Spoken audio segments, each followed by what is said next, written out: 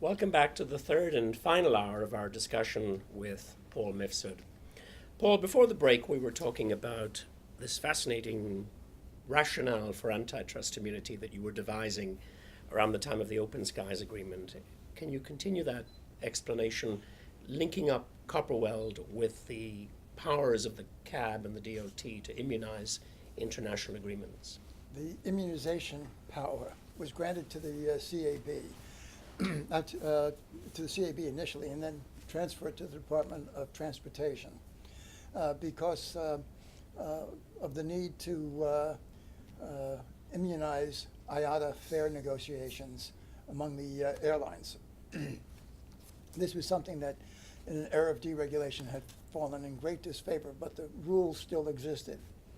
When Elliott Seiden, the attorney for Northwest, who had been at the Justice Department in the Transportation Division, came up with Copperweld, it allowed us to say, look, we made the investment, KLM made the investment. If we merged, if we were allowed to merge, because there were no foreign ownership rules, we would easily pass the antitrust laws. So and there would be nothing wrong with us cooperating if we were one company. The only thing that keeps us from being one company are these foreign ownership rules. Read the Copperweld case and you see the principle.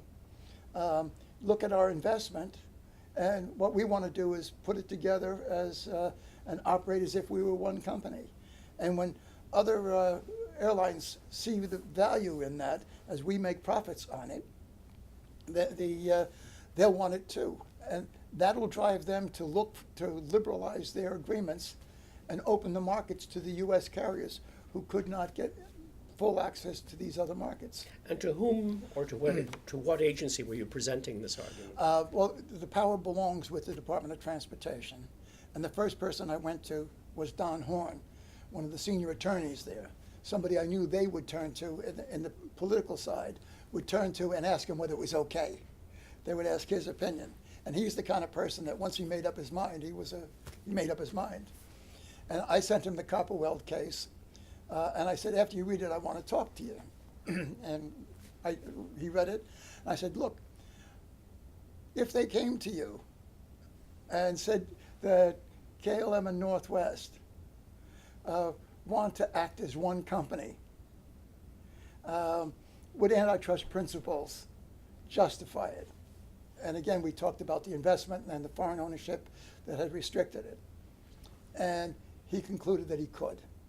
And so then when we went to the political people and said, you know what, we should throw in this open, and we were already talking about the Open Skies deal. I said, to really make this work, we have to make it, not just that you gave it to the Dutch, which, as you know, is only a small market, but you have to make it so that other people will want to do it. And this antitrust immunity is a key element. Already you could foresee that as being something that would be a bait for other countries. That was the argument we made. I had actually, when we got it, Mike Levine at the Pogue, not Mike Levine, Doug Steenland talked about how when it was first presented to, when Elliott and I first presented it to management, they said, what do we do with it? And it was only when you started to see that you could, all the arguments that you were having were based on, as partners, were based on restrictions on what you could actually do or say to each other because of the antitrust restrictions. And it actually made after the year after that, KLM and Northwest's joint venture business went from 8 and 3%, 3 and 5% respectively on the transatlantic to 12%. Did you have any pushback from the U.S. officials about this being something that needed an economic analysis? That they couldn't just allow this as a matter of doctrine, but that they would need to check its consequences? And by this I mean the antitrust immunity applied to your alliance. KLM was a small carrier. Northwest was a small carrier. We only had a small portion of the North Atlantic traffic. So antitrust principles, it was clear on its face that this was not going to, if we wanted to merge, there would not be an antitrust violation in it. It was clear that the foreign ownership restrictions didn't allow us to merge. And it was clear that the Department of Transportation had the authority when there were these international issues that were special to transportation. They had the ability to grant antitrust law. Elliott, in turn, was able to go to the Department of Transportation and talk to his old chums, remind them of Copperweld, and make the same position. And they didn't object. So if the Justice Department didn't object, and Don Horn didn't object, the political people said, hey, you know, he may be onto something. They did think, didn't they, that the ATI, the immunity that they could grant under the statute to international agreements, was something almost reserved for IATA. They hadn't envisaged that it would be given to airlines. That's right. And that's the nut you had to crack. That's right. And you used Copperweld to bend that That's right. argument to your Yes. favor. Now, Because I didn't know that. soon after that, the investment was sold. And now antitrust immunity was linked to getting open skies. And so it was the initial argument that got it approved, but the principle of antitrust immunity became linked to the idea of open skies. But the competition analysis as to whether operating as one company would still prevail still continues. Yeah. They now do an antitrust, and the Justice Department takes a much more active role in So the DOJ was not involved in this first agreement, this first grant of antitrust. no, they're not involved directly even now. No, but I mean they didn't opine. No, we went to them You and did. we talked to them. And Elliott was the Yeah. spokesman in that Right. conversation, Right. And and they signed off on it. So it wasn't done behind their backs or any of that kind of stuff. They were part of it. how much did Bob Crandall know about all of this? That's a good question. Had he known about it, I think he would have been able to stop it. He was talking around this time about having to fire 5,000 employees because of what you guys were doing with the Department of Justice. And if he got that message to Congress, it might have caused Oh no! some there pushback. One of the things that happened was the Aviation Daily in those days was the newspaper. Everybody got in there. Every executive in aviation got a copy of Aviation Daily. This is before the internet, and this is before all sorts of sources were available. And this was the scuttlebutt that was going around Washington. And the editor of Aviation Daily was a very opinionated guy. And he called me up on, Who was he? you ask me names, and That's all right. You can finish the story without his name. We can find his name. Right. But was a very opinionated guy. And he would often begin his questions as a reporter with, "You're not going to do that. They're not going to be able to do that." I said, "That's what you guys are reporting."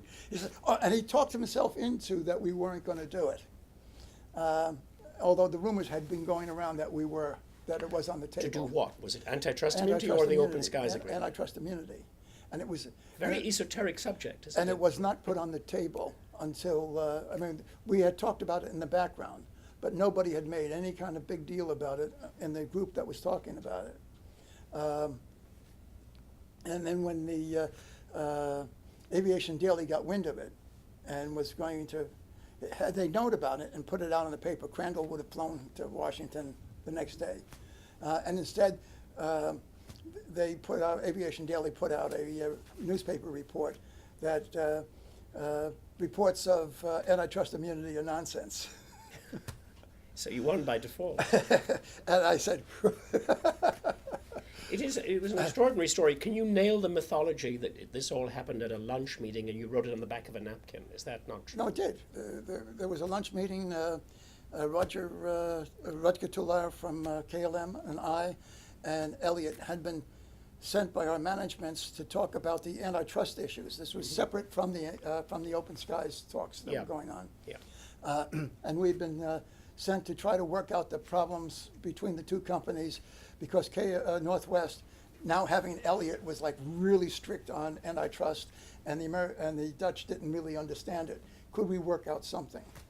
And it was there that Elliott said, it's a shame you couldn't have made that full investment because Copperweld would have saved you. And his comment was a kind of throwaway. And I said, oh, what is this Copperweld? And we then started talking Copperweld. I then looked it up, and I then put together the thing. I sent it to Don Horn and got the Don Horn thinks he can do it. And that set it in motion. And Elliott and I worked on it pretty much ourselves until the critical staff at the Department of Transportation understood the legal principles. Who took the final decision with respect to antitrust immunity? Oh, Jeff Shane and Sam Skinner. It was their responsibility. No, it wasn't Sam Skinner. It was by then it was. In fact, I think Andrew Card. Andrew Card was now in Yeah. office, and he supported the Open Skies Agreement and the antitrust immunity. Right. Who linked the two for purposes of putting out the press release? The Department of Transportation. There was a joint. It was a joint press conference. These are negotiations. So at the end of the negotiations, when the Dutch and the Americans agreed, they set out and put together a joint presentation, and they featured it. It became part of the feature of it because the idea was to incentivize the other carriers to do it. Yeah. All the other carriers initially said, "That's ridiculous. Nobody needs this kind of stuff. It's not going to happen." And within 2 years, they were all asking for it. I see. And the actual announcement was done without a notice of proposed rulemaking, a request for public comments. Well, it doesn't have to be because doesn't have to be. It's a bilateral negotiation, and you don't put out bilateral you don't negotiate with under presidential executive orders. These are executive agreements. That's true, but this was a policy change. And for example, when Shane was trying to change the interpretation, Open Skies itself had been put out as Yeah. a notice of proposed rulemaking. Yeah. But it was not part of Open Skies. right?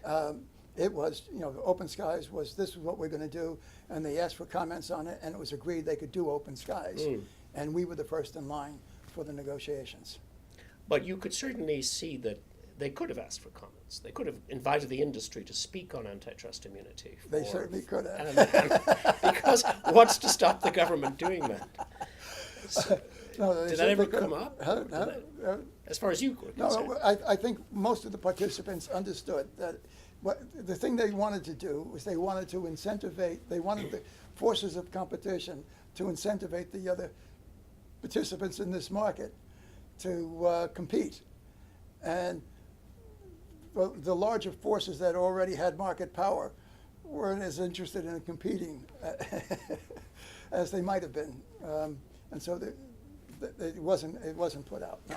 Do you think you would have proceeded with the Netherlands have proceeded with the Open Skies Agreement if antitrust immunity hadn't been offered? Absolutely. I You'd still have done it. I literally had to go over afterwards, and as Doug Steenman said, we had to figure out what to do with it. Yeah.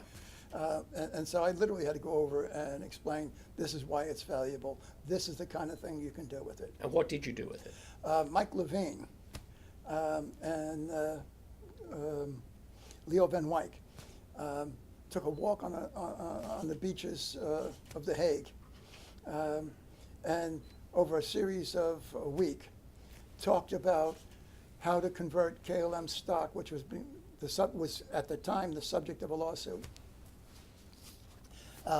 into a joint venture agreement, where, by the way, you could do a lot of the things that are controlled under the powers of contract that you couldn't have done under as a stockholder. You could have a contract, and the airlines has to obey the contract, and that gave you control.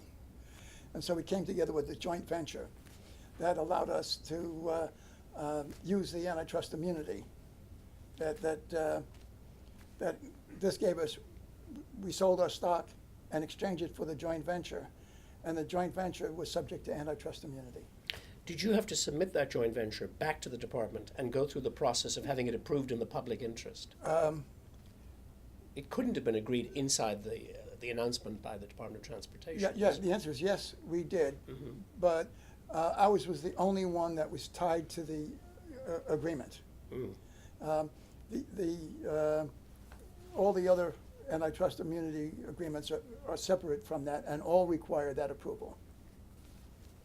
That's right. They all have to go through And a it's all process. and that's because the law itself requires a competitive analysis, and the Justice Department gets involved in making those analysis and giving its opinion as an analysis, and they don't always agree. Did you foresee that the Open Skies Alliance immunity linkage would become a model for other airlines? Yes, I mean, that was the argument we made, is that other people would want it. You made that argument. Yes, that was the. And there was that the receptivity to reason- that That was the argument. reason it was accepted. And it was believed because we had done it before with the liberal bilaterals. Do you think that the current alliance system that we talked about at the beginning of the discussion, the major branded alliances, could have emerged at all without this form of immunity, or would they just be co-chair Co-chair and arrangements? interline arrangements, without the trust and without, the critical thing, and you used the word metal neutral.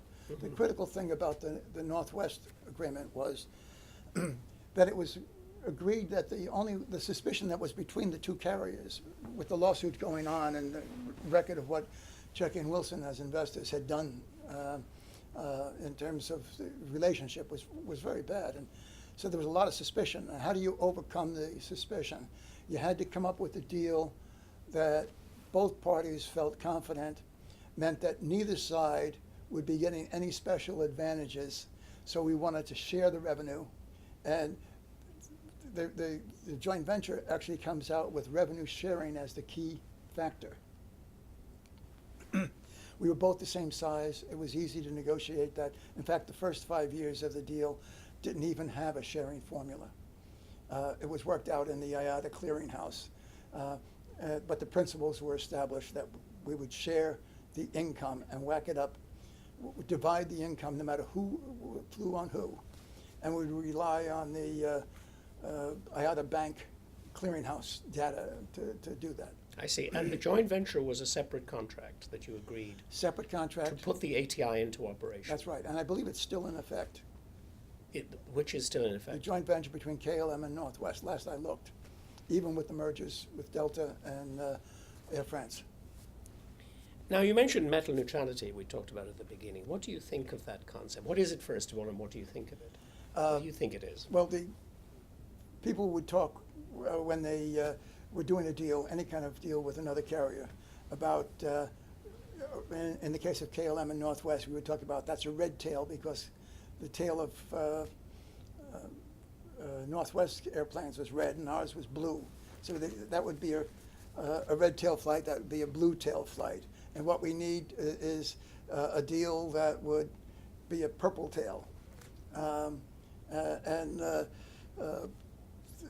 The airplanes are always described in aviation as the metal.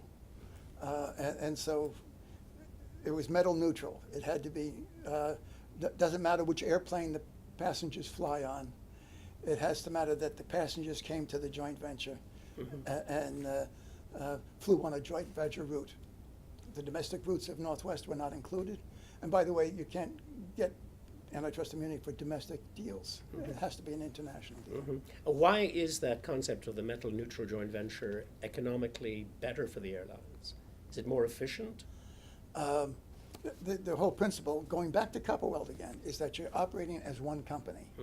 And it not only does it mean that you're going to be more efficient in terms of how you operate, but it also means that the customer has now more scope in terms of what choices he has. It's a lot like cable companies. You choose your cable company based on how many channels they have. You choose your airline if you're going to do a business deal with them based on how many destinations they have. And those destinations provide you with scope. And when you can put networks together of domestic routes on either side with an international network and combine that and add so many more destinations, customers come flocking to you.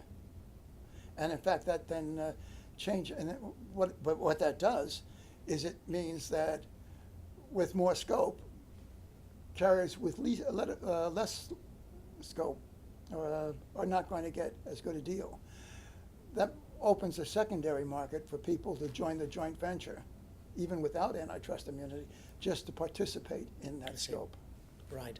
Well, one thing that rounds out the background to this whole open skies antitrust immunity issue and why the United States was ready to do this is, of course, that in Europe there were stirrings of integration between the now 28 member states, then much fewer. The European market began to liberalize in 1987, although it took 10 years to do it. Was this something that you felt motivated the Americans to start thinking about open skies with the Netherlands? Was there some? Oh, absolutely. Some. Absolutely. What exactly? You may recall that that Europe in 1992 had big 1992 Right. signs everywhere. That was the time of the European single market, was to go in effect at the end of 1992. And so January 1, 1993, the European single market meant that all of the rules regarding antitrust, competition, and all of that stuff was all going to go in into the EU, and that the EU would have authority. And that authority, there was, again with names, that authority was made much stronger by a European Court of Justice decision that said that aviation was included. Nouvelle Frontière. Nouvelle Frontière, exactly.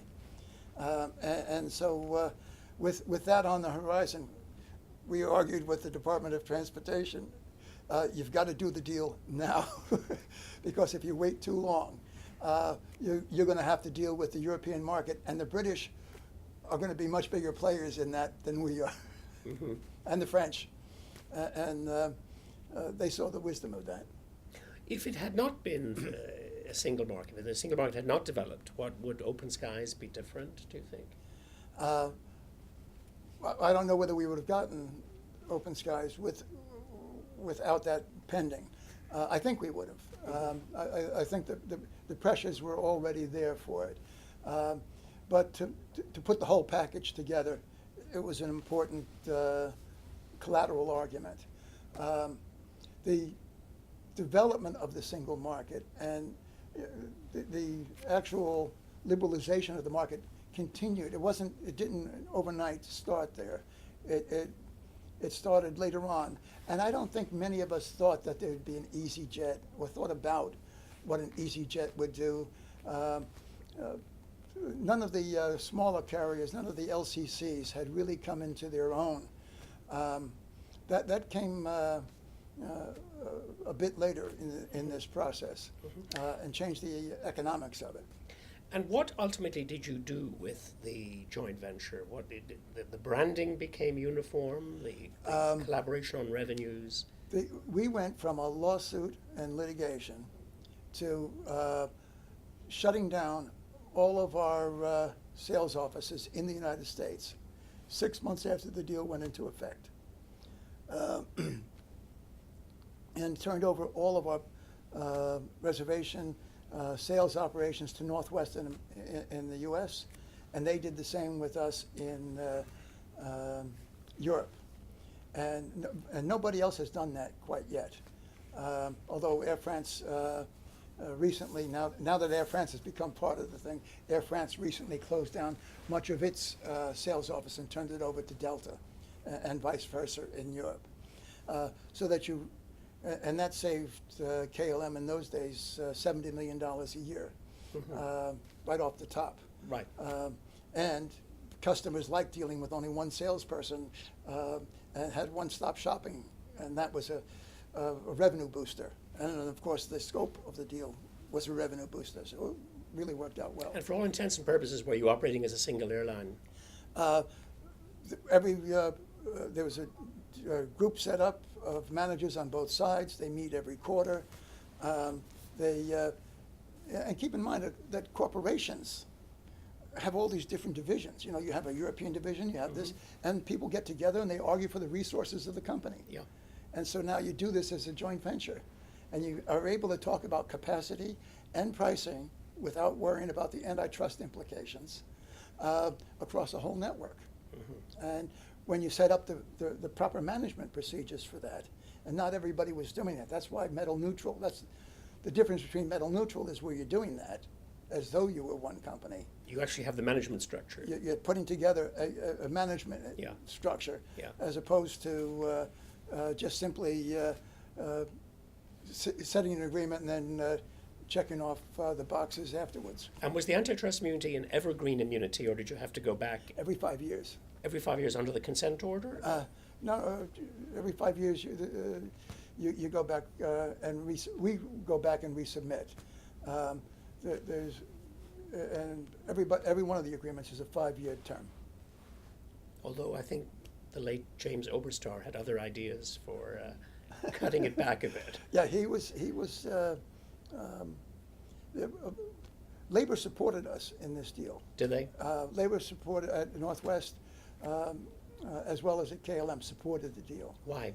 Well, because they saw the big carriers coming into the marketplace, and they saw the success that we had already had in our Minneapolis, Amsterdam, Belbar hub system, and they saw that we were, and we talked to them. I mean, it wasn't, you know, I went and had many meetings with Dwayne Worth, who had ended up becoming president of ALPA, but at the time was the head of the Northwest pilots. And our pilots met with their pilots. They formed a committee between themselves, and we encouraged it. Not initially, but soon afterwards when we sat down and had a meeting about it. Would the foreign ownership rule being lifted have changed that relationship? Oh, if foreign ownership were changed, Completely liberalized. Liberalized, I believe it would have enormous impact on the business models that would be available to the airlines. As it is, the airlines are stuck in this bilateral mode. It's a weird thing that here we are, when you think about global business, and you realize that the biggest, aviation is a transportation, and aviation results in that whole transportation industry and infrastructure, hotels, car rental companies, all that stuff, constitute $1 trillion industry. And yet the cornerstone of it, the aviation industry that brings all these people and all these customers to all these businesses, is stuck where it has to go back to its home country every time it takes a flight. It can't set up a division here or set up a model over here. The business models that bilateralism has created, the kinds of aircrafts that it has created, respond to that business model that are a result of the bilateralism. And if you were able to now buy into companies and set up divisions somewhere else, the way a car company can, look at the Chinese market, look at the Asian market, look at the Pacific market. And instead of looking at the markets as they do now, from a perspective, Air France looks at the Pacific as everything west. And Delta looks at the Pacific market as everything east. They don't think of the global scope of it. And they don't think of positioning themselves in that market and not going out of it. I mean, being in that market and developing that market and then connecting with their own divisions. Mm-hmm. That kind of stuff doesn't happen. Now, there are a lot of issues that come into it, but the model that I would suggest is foreign ownership without change of nationality. You could change the ownership. A foreigner could own it, but the nationality remains with the principal place of business of the entity. So you go into a market, you have that nationality, you behave like that market, you behave like that industry in that country, in that region. It is a lot like what a General Motors or a Ford does. They'll have a Ford company, but it'll be a German company. You go into a Marriott hotel in Amsterdam, and it's owned by Dutchmen. and is part of the Marriott Corporation, or it could be owned by Marriott, but it's a Dutch company. But under that model, what would happen if Willie Walsh's IAG were to buy American Airlines? What would happen then is that American Airlines would stay under the authority of the FAA under Chicago, instead of moving, as it would under Chicago, to the British, unless the American FAA and the British authorities worked out a separate agreement. It would just remain under the FAA as an American carrier. And it would have all the rights and privileges of an American carrier, as well as the responsibility for taxes, which they don't have as a foreign company, labor, and all of the safety and environmental issues, and all the local issues. So American Airlines would have to be set up as a U.S. company, or remain as a U.S. company. Remain as a U.S. company. But that's what corporations do all the time. They have divisions, and it would remain a division of the corporation. It would not, they could paint it however they want it, they could call it however they wanted it, but it would be an American company. And what about the rules of labor, which are so diverse around the world? It would remain, and cabotage becomes a key then, because the cabotage rules ensures that, unlike flags of convenience, that the carrier has to stay in the country and has to remain under the safety rules of that country and remain under the supervision of that country. But of course, we're quite a distance from that, except in the European Union, where the nationality rule has been taken down. Well, we're not as far as you think. I mean, this has been now, there's been 3 rounds or more of the US-EU talks. And that's still on the plate. The Europeans want to see that happen. They do, but I'm talking about within the borders of the European Union, which of course brings me to the subject of how Air France managed to buy KLM, if we continue the KLM story. What's behind that, the 2004 acquisition of KLM, and why hasn't it been completed as a regular merger between two companies? Why is there still a holding company? Although we could do it as one company, the nationality plays such a big role because the labor laws in Holland are different from the labor laws in France. The taxing is different in Holland than it is in France. To try to merge those two companies together with 2 different expectations from the labor forces in terms of what the rules and regulations are, what their sense of entitlement would be risk chaos. But it's been 10 years or more. I understand, but it doesn't change the fact that the KLM, and by the way, we still have bilateralism.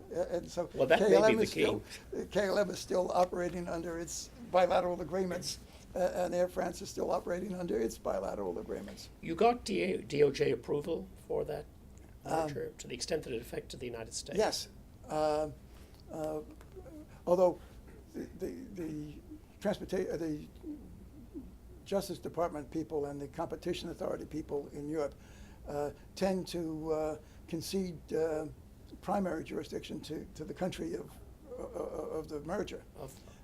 They still get involved in these merger issues, and we had to make application and had to do all the procedures and go forward with that.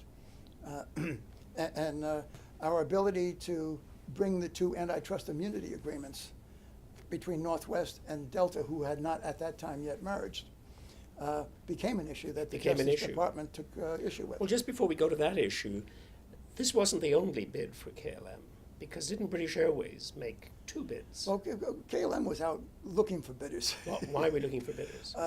Because KLM saw clearly that one of the features was that we did succeed. People really did want to have metal neutral joint ventures because they really were good. But once they united, we were Northwest and KLM.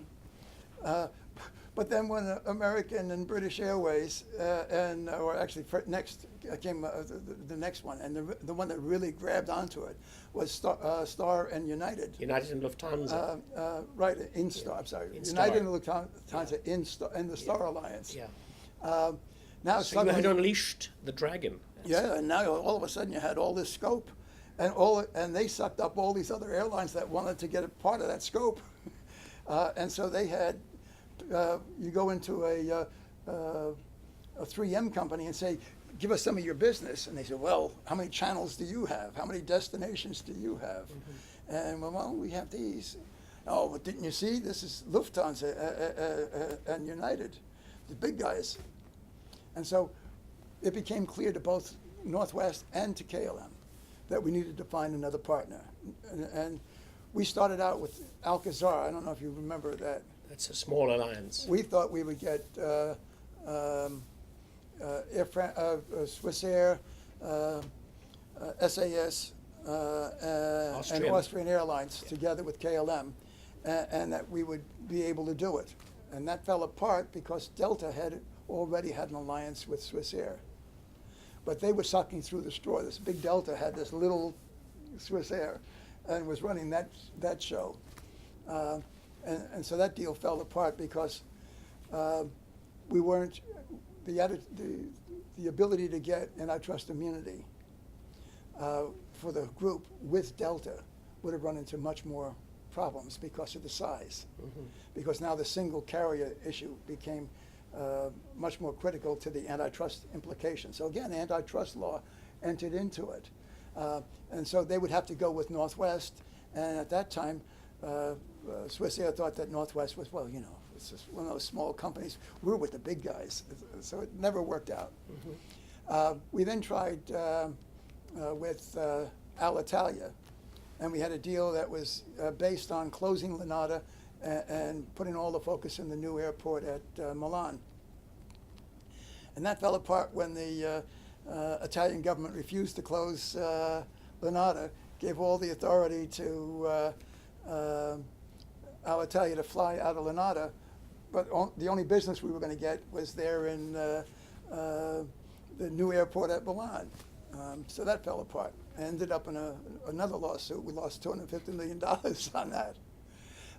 And then we went to British Airways and came very close with British Airways. We actually had negotiations with the DOT. The DOT was willing, and at that time, Northwest had already started talking to Continental. So while we were talking on our finding partners, they were working out a deal with Continental, bought stock in Continental, and were in a position to merge with Continental. But that deal was suffering from problems, and the Alitalia deal was suffering from problems. We went to British Airways, and British Airways saw that they still had the Bermuda 2.5 agreement. They were ready to give up the Bermuda 2.5 agreement. And the deal came down to the price that KLM was willing to accept. And I got all sorts of warnings from the British Airways side that I passed on to the KLM side. The British are not going to move if you keep insisting on that price. The deal's going to be in trouble. The Dutch went forward with the deal on that basis, and in the end, the CEO, Colin Marshall at the time, really was weighing, do I give up Bermuda too and go to open skies, because that was critical to the deal, or do I deal with these Dutch? And they had an expression that the British taught me, which was in matters of commerce, the fault of the Dutch is in giving too little and asking too much. But it's interesting that the U.S. government might well have said KLM is now excluded from the U.S. market because it's owned by the British, Oh, no, we were talking and they're with not the an DOT. open skies country. No, we were talking with the DOT. Yeah. I mean, I was there with some of the British lawyers and British business. The deal was very close. So the act on the table was the possibility of an open skies Of agreement, open skies with the British and antitrust immunity, everything. which might have obviated the need for a U.S.-EU open skies agreement. Exactly. So the stakes were pretty high there. Yes. Once again, KLM was in the center. And they said the deal's closed. They made a big deal about it. American, by the way, didn't know that one of their executives was positioned to literally go to Crandall and say the deal was over. Or it wasn't Crandall. Was it still Crandall? I don't think it was Crandall anymore. and say the deal is over. And The deal with American. with America. BA and American. Yeah, and it fell apart on that grounds, and the British just dug in. They would not talk again. You couldn't say, well, let's talk again. No, it was over. Why do they want to buy KLM? Oh, they're not doing it, really, I think was probably one of the more foolish things. They didn't think that KLM had any other options. And they thought they'd just wait until KLM withered a little bit more.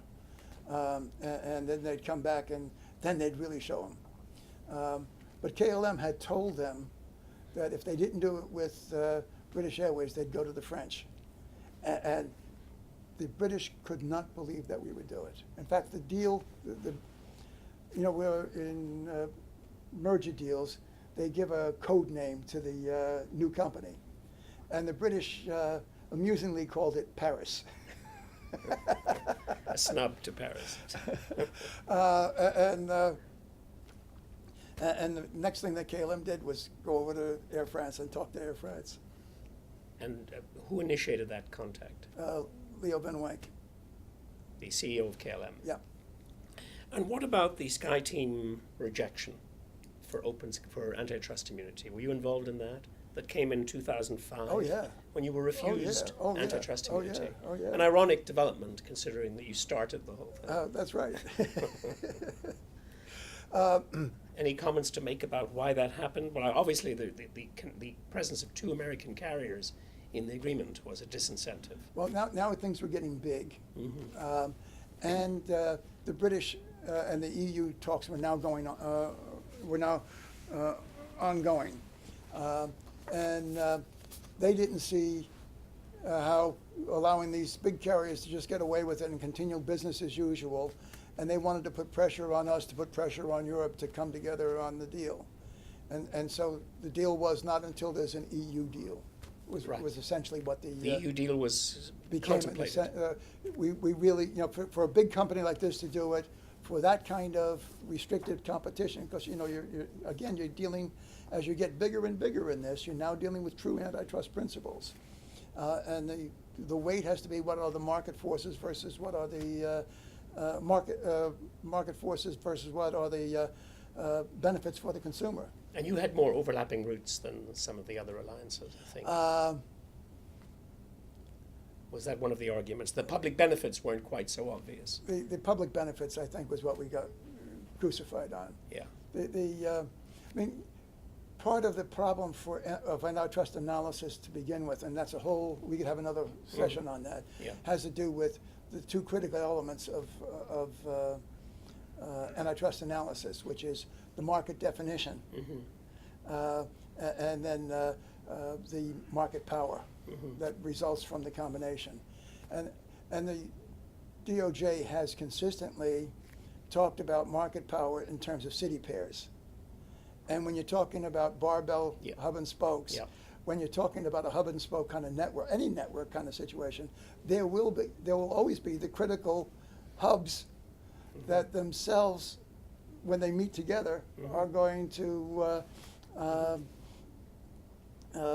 have all these market definitions way out of sight. So if you're going to define it as between Amsterdam and Paris, or between Amsterdam and Minnesota, of course the market's going to look big, but there's like 1,000 other routes the two of them are bringing to the deal, and maybe you should look at the whole picture. Well, you've been fortunate. The alliances have been fortunate in that the DOT takes such a policy approach. That's right. Rather than a micro approach. That's like right. The Department of Justice. So you have that kind of dynamic in the equation. Yeah. But the essential fact was that the EU agreement was being hung up by the British, who kept putting sticks in the spoke of the EU, and the other European carriers were going along with it, and the French didn't seem to be supporting it strong enough, and so it fell.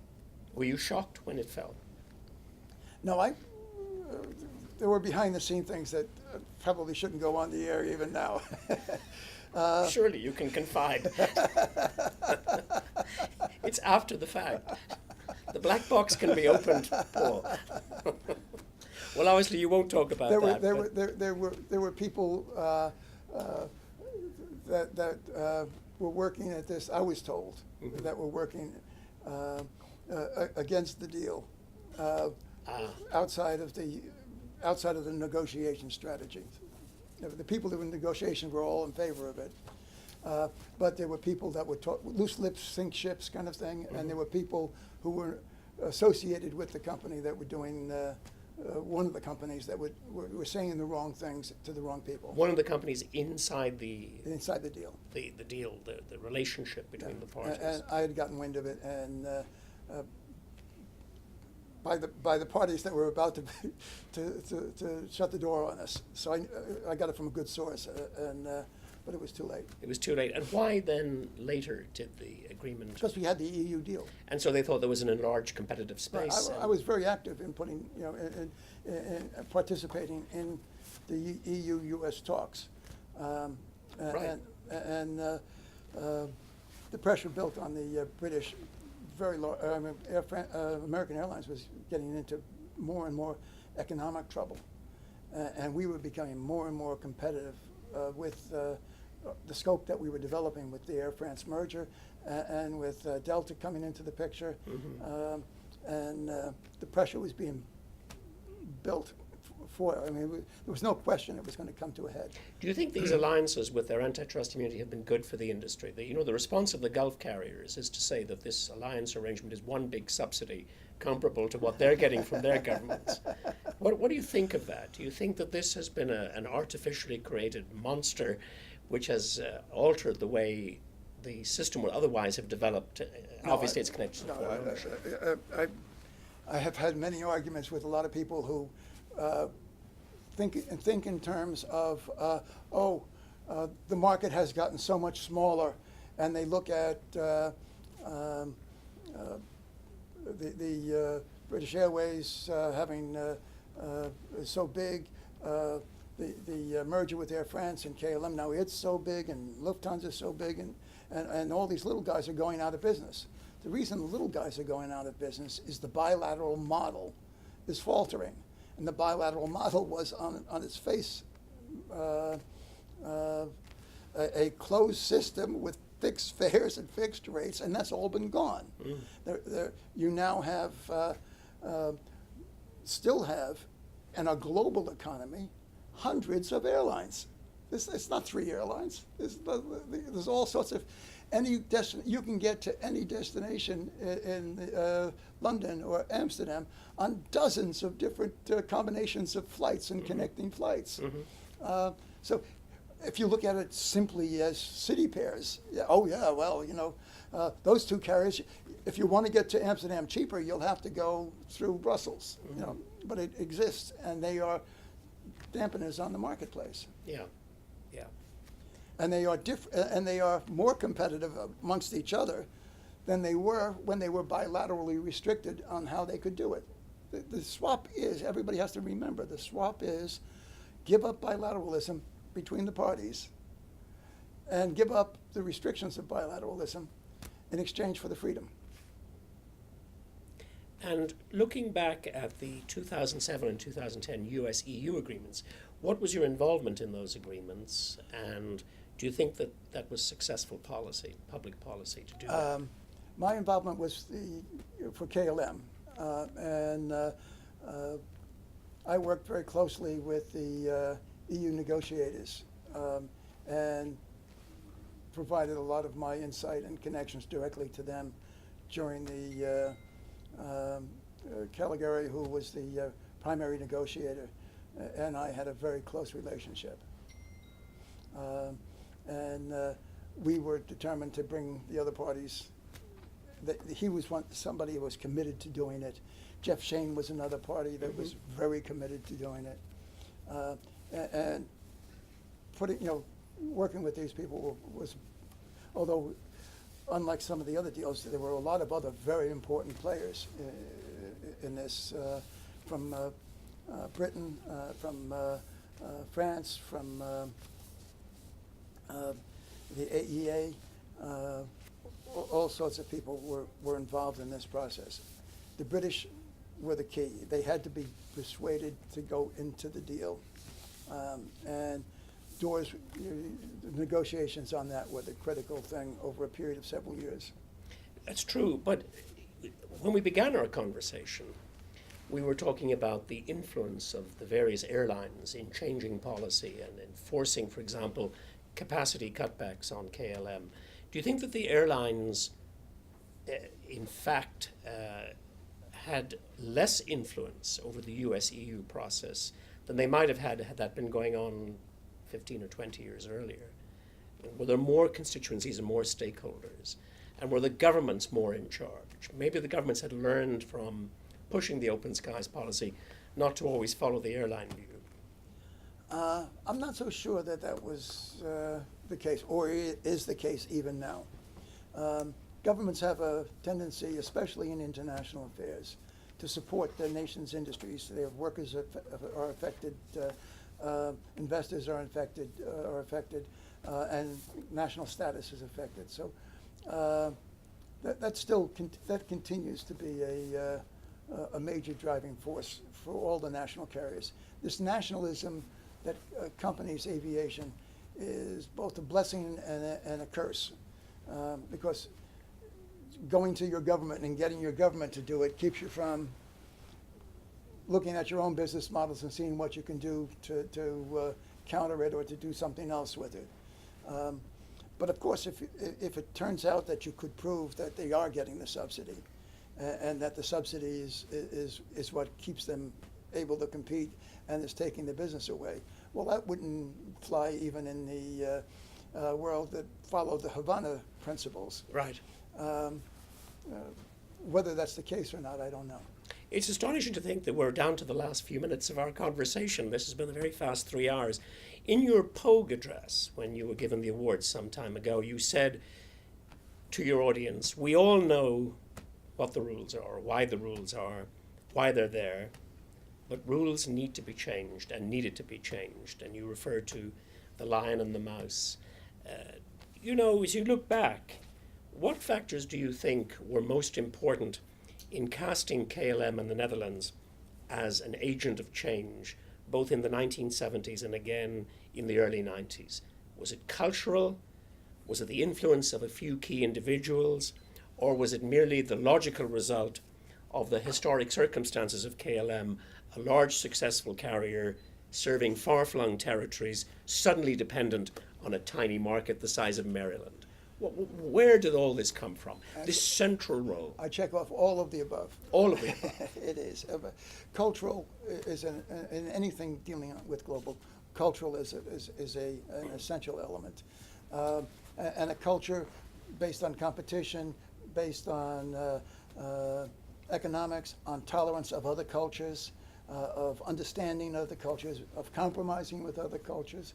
That's a critical thing that is a continuing mark of the Dutch. From the time when they sent out Henry Hudson, who was British, to discover New York. Well, are you a believer in the great man theory of history or the structural theory of history? Because you've had all these fascinating conversations, meeting Jeff Shane off campus in Marrakesh. Information is sorted out, there are people involved. Or is it the circumstances that push things forward? Is it a combination? At this time in my life, I've been reviewing a lot of these things as we're looking, this is still a game in progress. Yeah. I picked up on the game as a young man out of the start of the Chicago Convention. And the Chicago Convention created bilateralism. That was a policy decision. Mm-hmm. It was a temporary policy decision that became frozen in concrete. Right.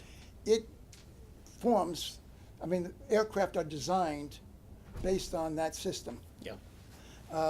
All sorts of models are not only ignored, but people find it hard to even comprehend what it would be like without it. And the idea of change is much more scary for any established enterprise. So I think that the existing policies are very hard to overcome, even when you can sit down rationally and say, but this is an outlier. This is an industry that's behaving out of the seeds of colonialism. This was the thing they fought the American Revolution over, to get rid of the mercantilism of the British Empire. And we still have it here. So policy, I think, is the major issue. And as Jeff Shane has said, there is nothing more difficult on this planet than changing aviation policy over a long period of time. Paul, this has been absolutely fascinating. It's time to close this installment of Conversations with Aviation Leaders. I want to thank sincerely Paul Mifsud for traveling with his wife Kathleen, who's been here with us during the conversation from their home in Merritt Island, Florida, right next door to the launch pad, I think, of the shuttle, to be with us here this morning in Chicago. Thank you, Paul, for your immense and fascinating contributions to the advancement of international aviation law and policy, and for allowing us to archive the richness of your reminiscences that I know will be a valuable resource to students and researchers. And you've promised to let us have some of the original documents, the foundational documents that you referred to. And this video will be placed on our website along with the 7 prior video recordings of interviews, and also published verbatim in our journal, Issues in Aviation Law and Policy, edited by our Executive Director, Stephen B. Rudolph. I'd like to thank you for watching, and goodbye from the International Aviation Law Institute in Chicago. Thank you, Paul.